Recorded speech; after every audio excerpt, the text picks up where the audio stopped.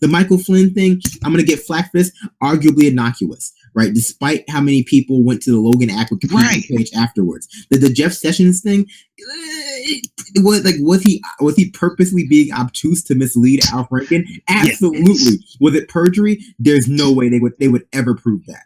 No.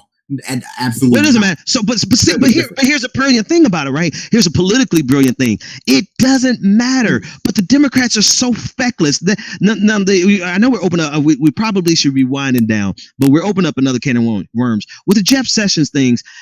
This showed how incompetent the Democrats were because they couldn't even be unified on demanding that he resign. You had half of them saying, "Oh, recuse yourself," and the other half saying, "Resign." And I'm like, okay. It's not hypocritical because, one, he intentionally deceived Al Franken and Americans, period.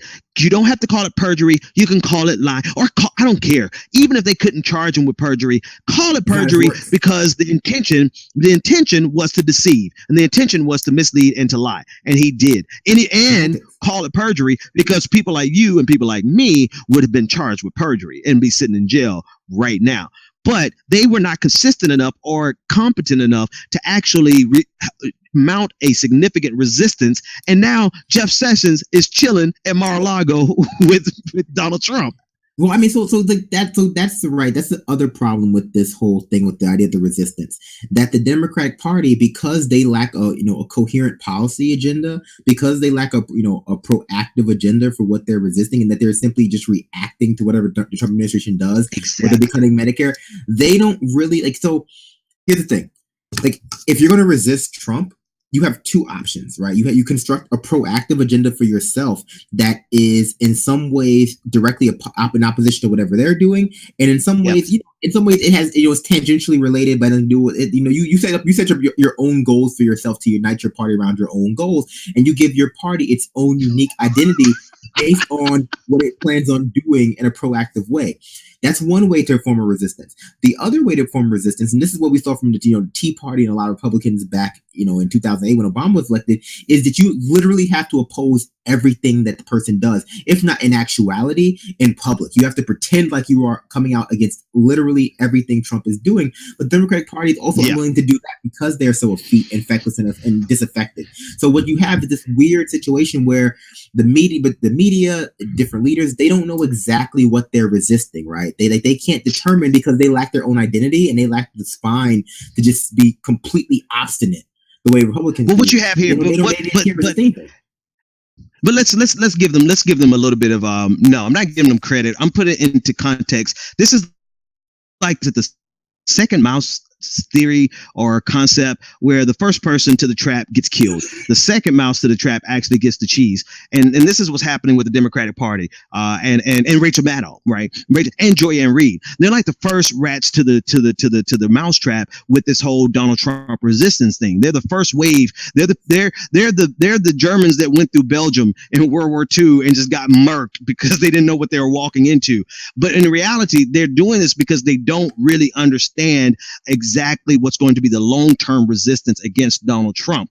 Not only that they don't understand, let me correct myself, it's the fact that they're trying to get there first. They're trying to be the resistance. They're trying to be the face, the voice, and what's end up happening is that they're running around chasing everything that pops up and not sinking their teeth into some long-term resistance. And what's going to ultimately end up happening is they're going to be delegitimized. And maybe Rachel Maddow survives this because she has enough ratings to survive it. In fact, I agree. She is going to survive it. But in general, all of these people who are running around like chickens without a head right now, they're going to have to settle in and find a long-term resistance against Trump because everything that jumps up right now is basically setting them up for failure. The Democratic Party, what you described here is important, but really, the Democratic Party has convinced the people, they're the people who they let down, rather, that they're Clinton loyalists, that the only way to resist Trump is to impeach him.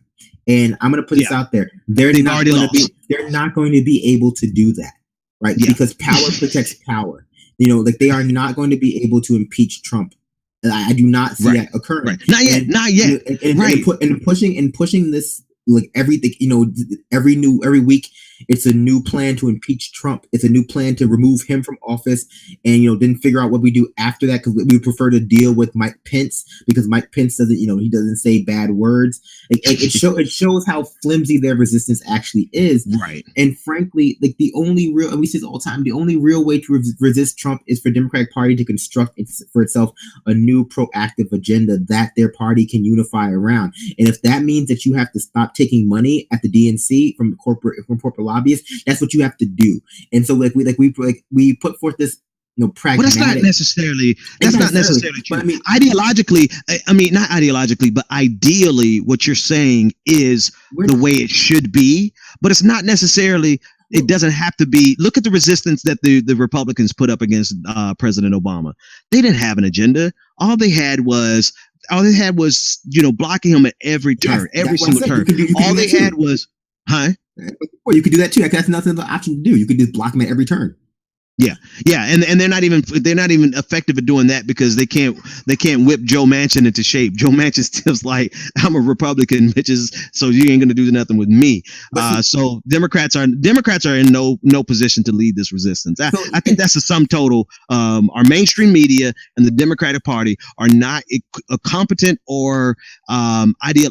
They're just not the ones to lead this resistance. And the reality of it is that there is plenty that needs to be resisted against Donald Trump. A lot of the things that he is doing is so detrimental to Americans, to the most marginalized Americans, that there must be an effective resistance against Trump, and it's not coming from mainstream media or the Democratic Party, as evidenced by Rachel Maddow's Al Capone moment. So here's where I'll stop talking about this whole thing. Like, because the Democratic Party, as you described, contains people like Joe Manchin, Heidi Heitkamp, all of these basically Republicans and Republican lights in training, they find themselves unable to construct a proactive policy agenda for their party to unify around.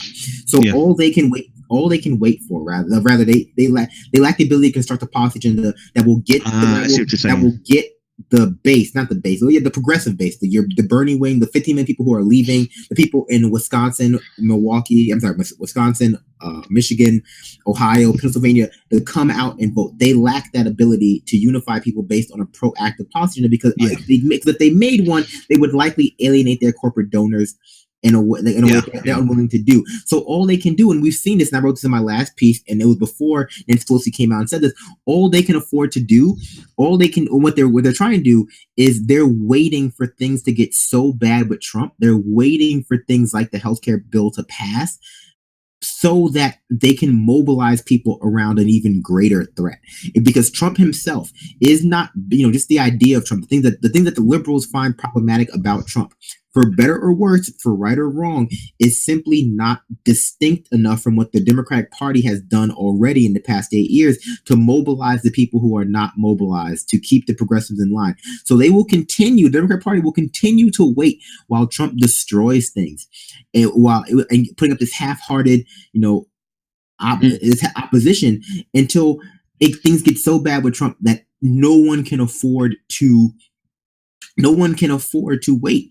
But the danger is that we may never get to that point. And an article I just read came out, said that some people who are advising Trump are telling Trump to drop the Paul Ryan plan and start backing universal health care.